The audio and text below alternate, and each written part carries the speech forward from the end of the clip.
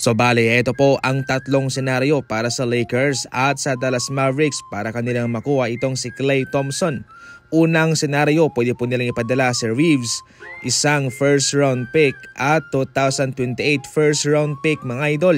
Ang Dallas Mavericks kasi ay nais po nila ng batang player na kapalit at mga future asset, kaya si Reeves at mga pick. Pangalawang senaryo, ito, Gabe Vincent, 2026 first round pick at swap rights mga idol. Ito na yata yung pinaka-affordable para sa Lakers at mapapalitan din ni Klay Thompson ang posisyon ni Gabe Vincent sa Lakers bilang shooting guard. Pangatlong senaryo, Dalton Knecht, 2029 first round pick at 2027 second round pick. At pwedeng maisama ang isang player na mayroong expiring contract. At syempre, sa Lakers, si Klay Thompson ang kanilang matatanggap.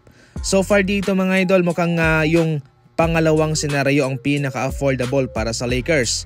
Pero pwede rin naman kung itong si Dalton Knecht ang kanilang maipapadala. Nakadepende po yan sa Dallas Mavericks kung sino ang kanilang gusto. Pero syempre, yung kanilang pipiliin dyan ay si Reeves.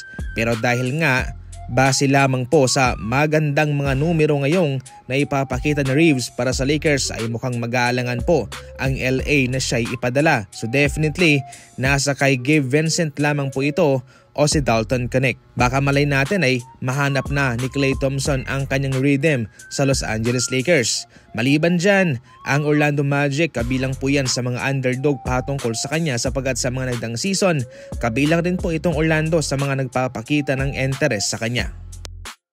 Sa panalo ng Golden State Warriors versus Indiana Pacers ay nagpamalas muli itong si Will Richard ng kanyang kagalingan.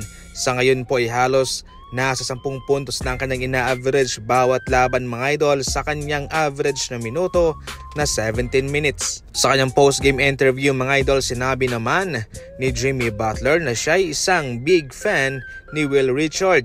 Sa season pa lang ay marami ng mga papuring natatanggap itong si Richard.